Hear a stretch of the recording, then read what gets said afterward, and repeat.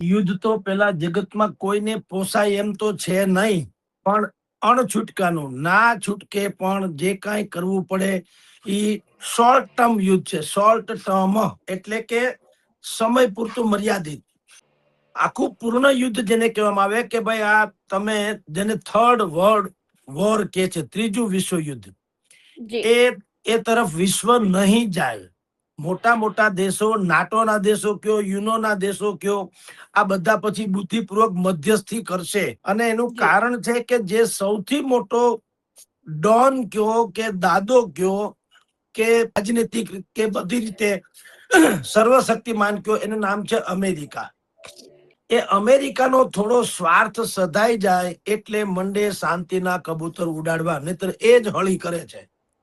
Israel એને અત્યારે ઢાલ બનાવીને ઈરાન ઉપર આક્રમણ કર્યું. કારણ શું? એવી માન્યતા હતી કે ઈરાન જે છે એની પાસે પરમાણુ બોમ્બ બને એવી સંભાવના છે, અને ઈ જો બોમ્બ બનાવી લે તો સ્વાભાવિક જ અમેરિકા સહિતનાને ભારે પડે.